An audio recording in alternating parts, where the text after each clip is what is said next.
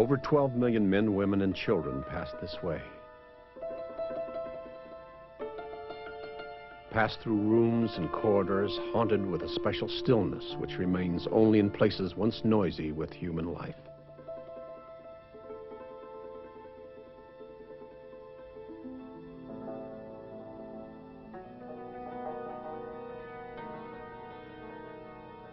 Here they bought tickets for 1,000 places in America. Here they traded their drachmas, their liras, and their ruples for dollars. Here they sang their first American songs, experienced their first American Christmas and Hanukkah.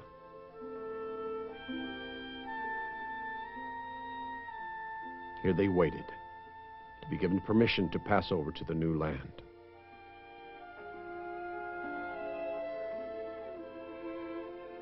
Tens of millions of us have relatives who came this way.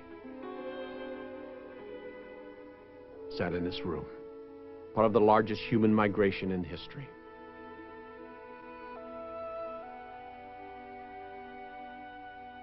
Of the many who came, some were turned away. But even they would leave part of themselves in America to remind us why they had come so far, why they had made the journey.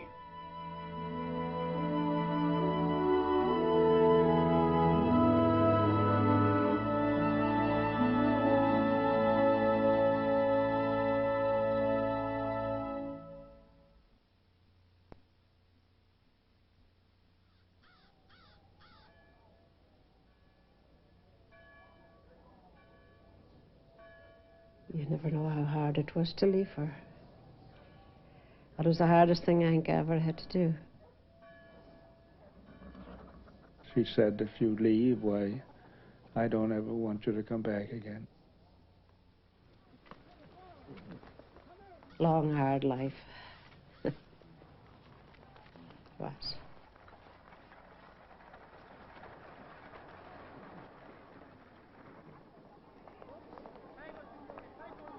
Europe had always lost its children to America. And now there were new reasons to leave. Industrial change and political unrest had brought increased joblessness and poverty to Italy and Southern Europe. And reaching as far north as the industrial cities of Poland and Russia. In America, they were saying, there was a future, perhaps a fortune to be made.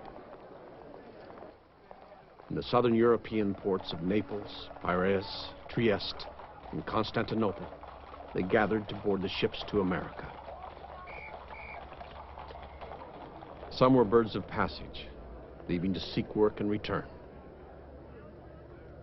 Others with hopes to find at the end of the journey the good permanent life that awaited, they were told, 3,000 miles across the sea.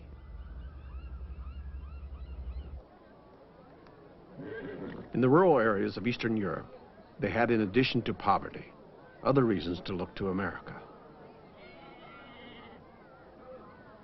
The government was taking young boys to the army. In a mother's lifetime, she might not see him again. And always there was the police, the historic persecutor of the Armenian, Slovak, and Jew.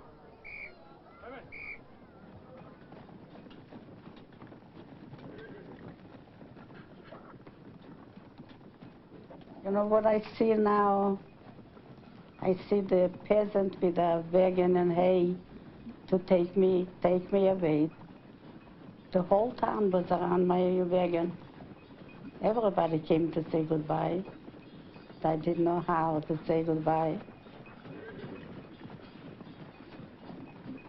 Poland, Russia, Romania, and everybody just wanted to get out of there.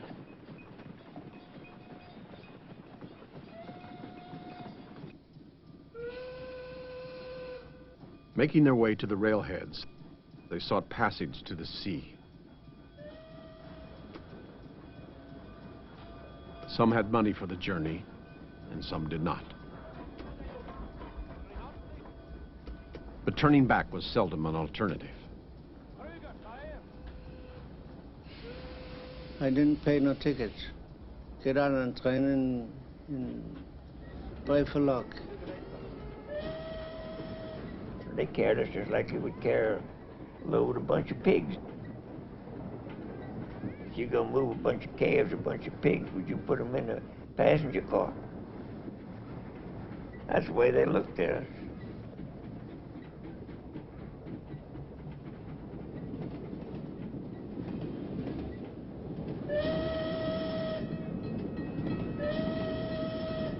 For many, entering the great port cities of Northern Europe was like entering a new world.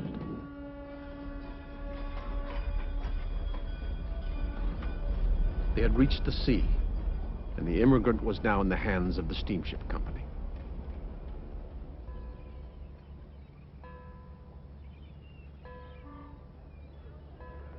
Immigrants from the east and north swarmed into Bremen, Antwerp, Hamburg, and Liverpool to be processed for the passage to America.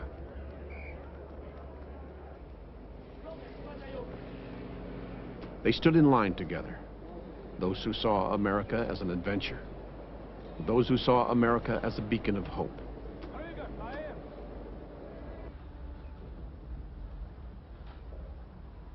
It was a business of numbers, an operation designed to house, feed, and process 4,000 people at a time, to identify those whom American authorities might reject and return to Europe at steamship expense. First thing they do with you is delouse you. Look, your hair all over. Your hair, if there was a net in your hair, you would have to have shampoo.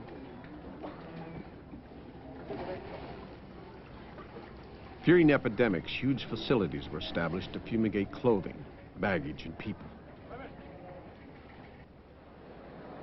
Processed and ticketed, they waited for their ship.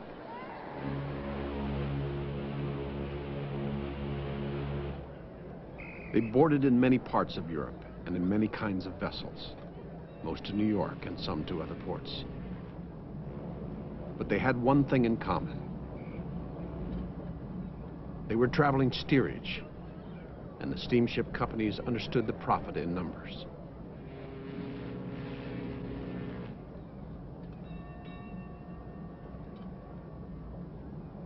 They began a journey that could last from a week to a month.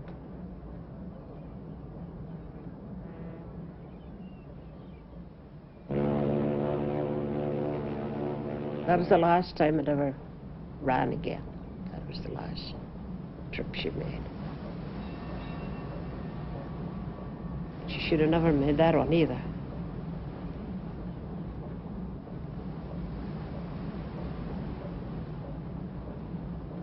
For some, it would be a voyage without incident. For others, the crossing would provide days for which they were ill prepared. They gave us a tin plate with a fork and a spoon, a cup of soup, and that much bread, 15 days.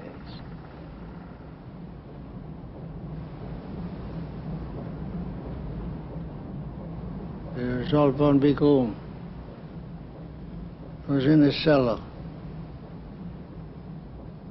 There's little lights going on there all the time. Little lights. We were riding in the steerage like animals.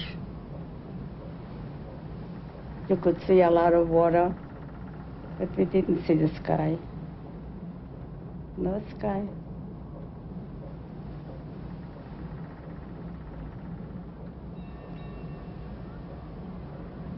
To escape the throbbing engines and the odor of spoiled food, those with blankets came on deck for air.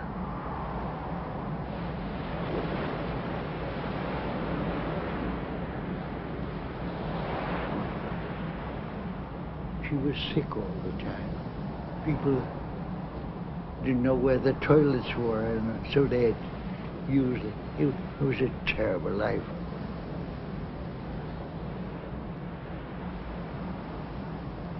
I prayed one night that that ship would go down.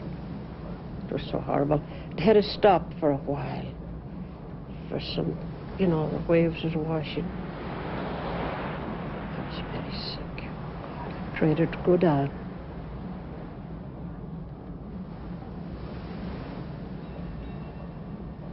There's only one thing in my mind. I wanted to get out of there and to come to America.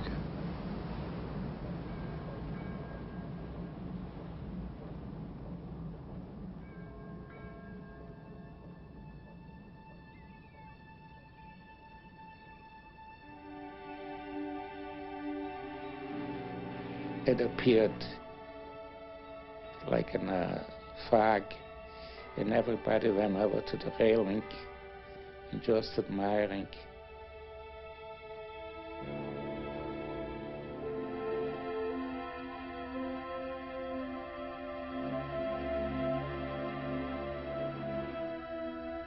I thought I was in heaven. My God, is this a city on earth, or this is a city in heaven? Never seen a building that big, but beautiful. I have to cry.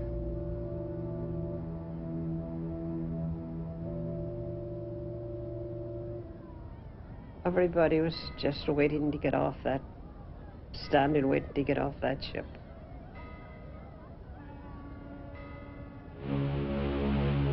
You were just wondering where you were coming to or what was going to happen to you, you know, in your mind.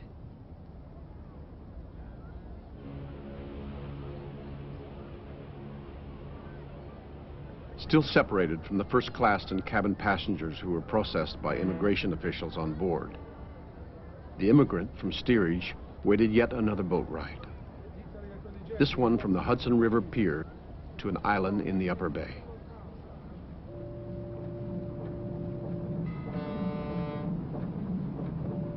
Crowded into barges and ferries, they approached the place that had become a legend in their mind.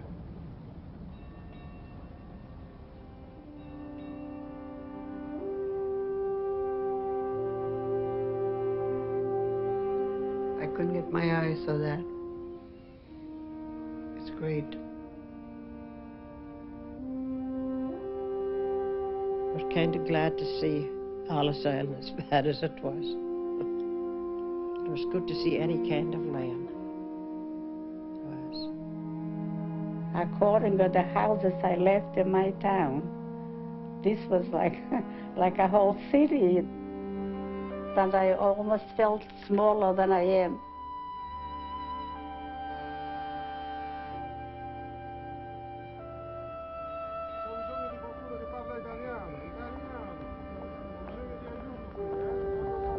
But when I came to these doors, I saw all these people there.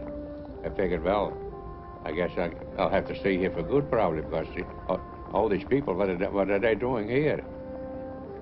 And nobody was happy. You don't know what's going to happen.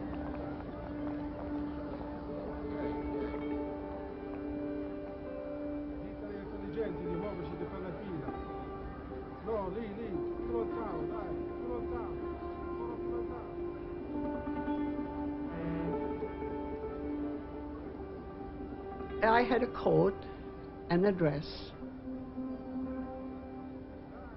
and a pair of shoes. That's it. One suitcase I had with me.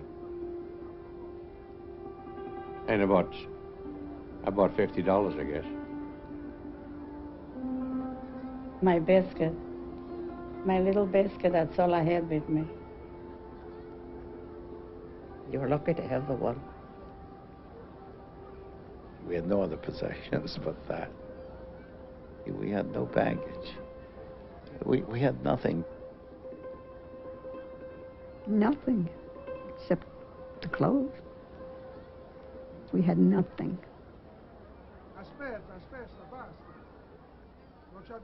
Clinging to their possessions, they entered the great building and climbed the stairs.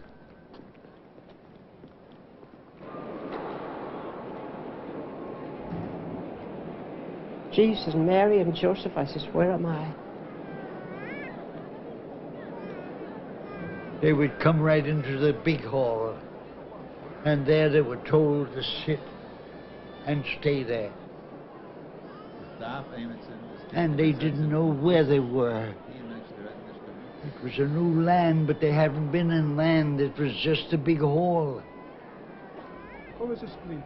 And all you could get was tears and crying of the children. For the vast majority, the process would last less than a day. But now they waited. Those from Europe and the Near East, with those who had arrived from the Caribbean. Those who were the first in their family to come to America, with those who would be met. Those who came to make money and return, with those who were determined never to return.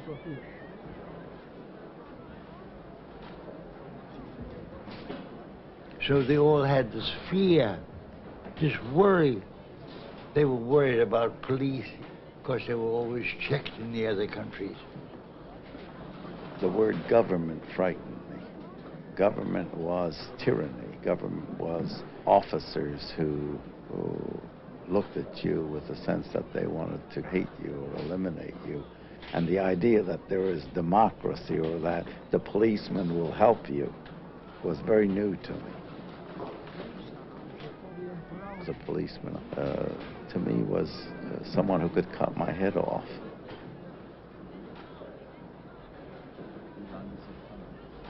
It was the most dangerous thing for everybody to go through it. The ice. Trachoma, the dreaded disease of the immigrant, the diagnosis for which could lead to almost certain deportation. If there's anything that put a chalk mark here, chalk mark there. Those identified to be set aside for possible rejection represented a small percentage examined each day. But this was little consolation to a family separated. You didn't have to know the people, but you know that somebody's missing. The agony they went through. So you know that somebody's missing in the family. All of a sudden, the thought, my goodness, they're separating us. Because that's what the police always did. They separated the men from the women and then took care of the women and children.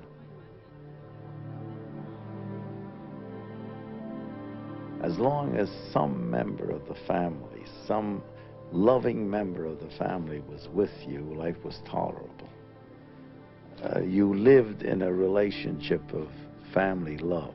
Even though the other members of the family, you didn't know where they were, you could converse, you could plan, you could warm each other. I had a feeling that I'm left all alone. It's a terrible feeling. All of a sudden they were gone.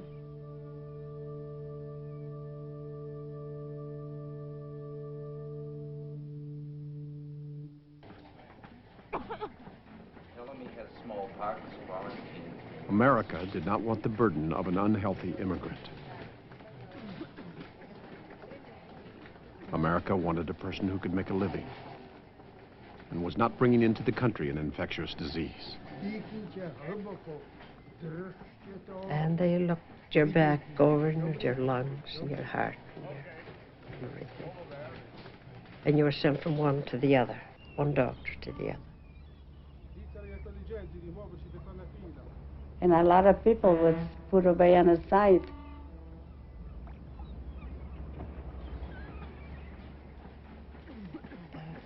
I wouldn't want to be sent back.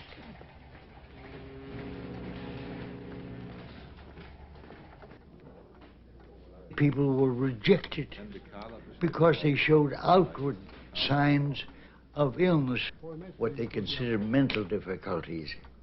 We didn't call it psychiatry, they called it neurology. And we said, we're sorry. And the ship that brought them had to take them back. That was a tragedy. I decided if they ever have to send me back, I'll jump down to the water and never go back to Russia. I never want to see it again.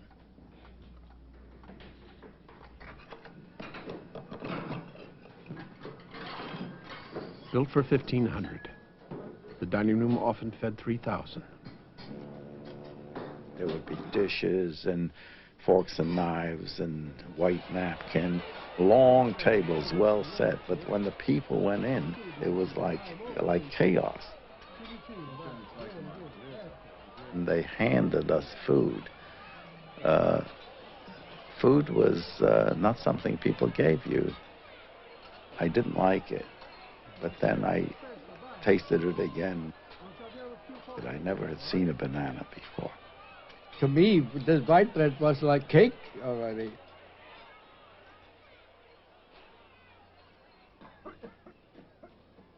At night, Ellis served as a dormitory for thousands, waiting a new day.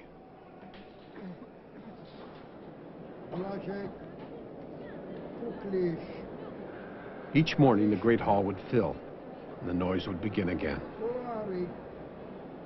Hopefully, their papers were in order, a clean bill of health, a letter from a relative guaranteeing they would not become a public charge, proof that they were not a contract laborer or a dangerous alien.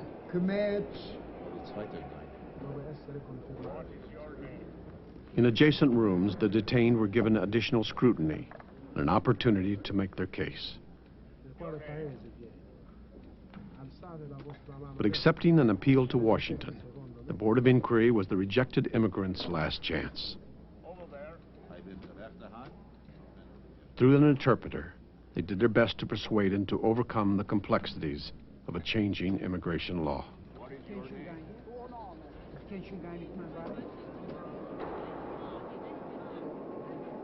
But it was in the Great Hall where the vast majority faced their first and their last test. In his hand, the man at the registry desk held the ship's manifest. In his power, the right to interpret questions intended to identify those who should be let in or kept out.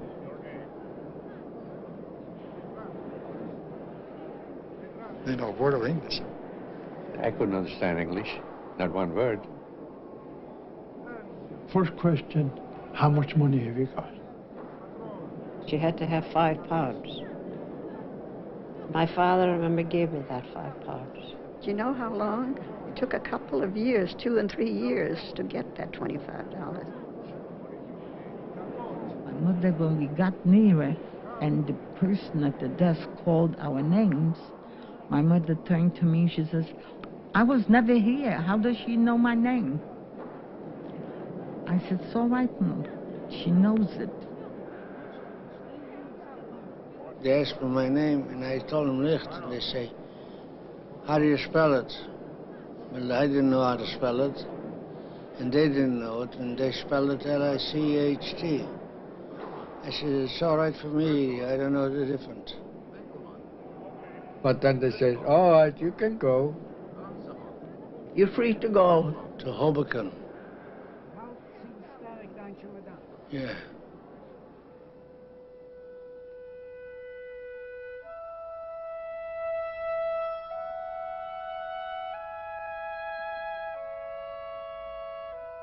There would still be questions of what food to buy for the railroad trip to Chicago or the boat trip to Boston.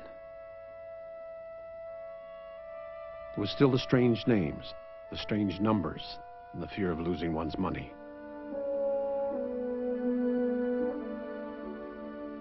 There was the process of buying a ticket to places with unpronounceable names like Pittsburgh, Hamtramck, and Keokuk. But those were details. The island had passed them through. The door to America had opened. It was as if God's great promise had been fulfilled. I'm going into a free land. I don't think I ever can explain that feeling that I had that time. There isn't such a thing to be explained. It came out of my system. It's over. It's not my native land, but it means more to me than my native land. It means more to me than my native land.